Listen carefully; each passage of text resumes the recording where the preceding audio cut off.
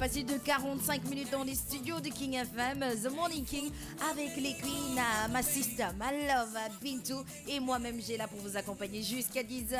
Alors, sur la page Facebook, ça n'arrête pas de se discuter, de discuter. Mention très spéciale à vous, Radisen, à Jibin, Jai, Fissen Garnett, et aussi Kylian Nagasama, mention très, très, très spéciale. Alors, on va enchaîner avec ce qui est...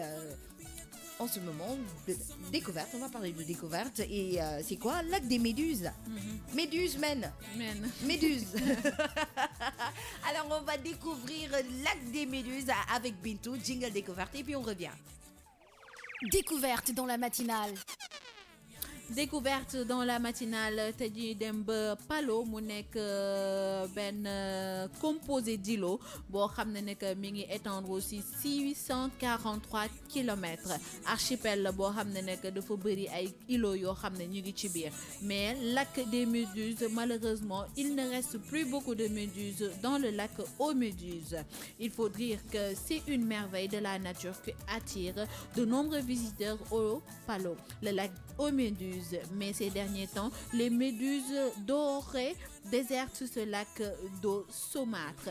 Il faut dire que ben scientifique bu ñuy wax El Nino mi ngi pointé doigt ñi nga xam ne que mooy ñi dëkk ci biir îlot bi à savoir Palo bi que ñoom ñooy tax ba méduses yi di disparaître.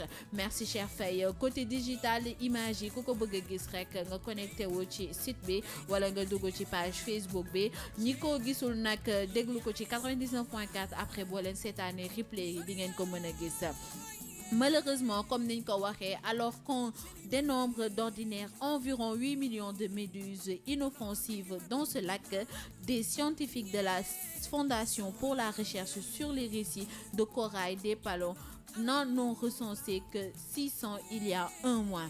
Bu ñu gisee ne que autant méduses yi mi ngi tolloon ci 8 millions ba léegi mu toll ci 600 000 donc il faut sonner l'alarme parce que seetlu nañ ne que ñu ngi commencé di disparaître bu nekkoon ci ay 2 millions 3 millions sax gars yi dinañ mën a wax mais ñu commencé di alerter nank mais là c'est un cri de cœur parce que de 8 millions jusqu'à 600 c'est assez abusé.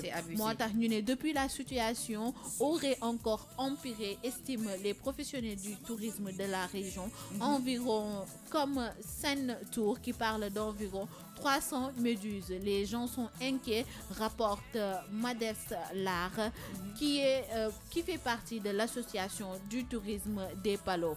Palo nag ni maa ngi koy fàttali que mu nekk benn île boo xam ne que mi ngi composé wu ci archipel boo xam ne que ça fait 643 kilomètres. ñoom nag seen cri de cœur mooy que seen méduse yi c'est inoffensif maanaam du lakke du def lenn loo xam ne que day gaañ nit yi mu nekk ci lac boo xam ne que c'est assez magnifique, c'est merveilleux mais malheureusement ñu ngi seetlu ne que méduse yi jóge nañ ci 8 millions ba dem ba 600 000, c'est assez grave. Yeneen scientifique yi wala ñeneen ñi nga xam ne que ñu ngi liggéey ci association du tourisme nee nañ méduses yi dañ dem ba ci 300 mu nekk espèce boo xam ne que je me dis que war nañ ko conserver de 8 millions jusqu'à 300 méduses. Li nga xam ne que mooy faune bi ak flore bi mi ngi commencer di disparaître carrément et c'est pas bon pour la planète ni pour l'humanité. Ce qu'on peut dire mooy que na ñëpp jàpp ci li nga xam ne que mooy la protection de ces méduses, d'autant plus que c'est des méduses inoffensives. Alors, découverte d'aujourd'hui, on a parlé du lac des Méduses. Lac des Méduses, dans ce lac, il n'y a pas des méduses qui piquent. Non, du tout. Alors, Bintou a dit clairement que les méduses sont inoffensives. Alors, gardez ça en tête. Alors, c'est pour cela qu'on a parlé du lac des Méduses. Sinon, il y a des méduses qui piquent. Et la douleur est tellement forte que quand il te pique, non mais attends, c'est infernal. Hein. C'est l'enfer sur terre. C'est autre chose. Mais sur ce lac, sur la page Facebook, ils demandent ça pique, ça pique fort. Alors voilà, il y a Ndiaga qui dit méduse day laqué, Khadisen, le mouche Nakala, voilà, Mami Mbaye, mention spéciale qui vient d'arriver. Salut Bintou, salut Géla, c'est Mami Mbaye, je vous love. Nous aussi, On te love bien. Il y a Ganawa. C'est ça, c'est Nyagaï qui dit Ganaw, c'est une méduse de lac kon baxna.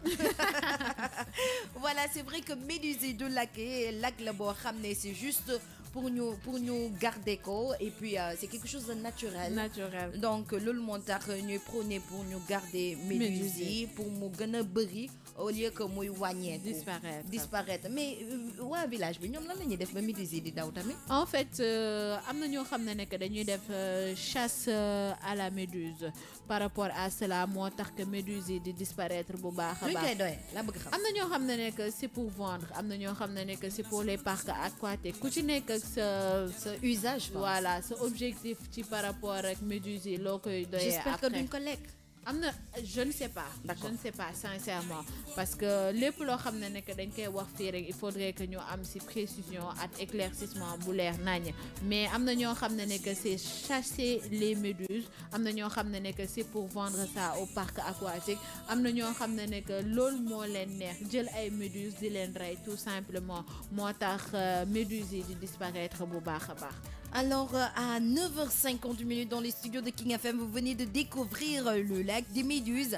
Alors, Binto, gars yi ma dénoncé nee nañ Pape Cheikh mu ngi nekk si yeewu leen amee ñu de ñun ñii amee ñu surtout man Gela gars yaa ngi koy boole fii Jibi Ndiaye nee na Gela Pape Cheikh mu ñuy rey Pape Cheikh bëgg naa xam lu muy wax si ñun waa The Morning King. waaw Pape Cheikh daf ñoo sonal tey bu ñëwee du dugg ci studio bi tey. Non, il va pas entrer. Non, tey dañ koy bloqué à la porte. Alors c'est comme ça qu'on va enchaîner tout de suite avec une page musicale et puis on va revenir pour faire l'horoscope et cuisiner.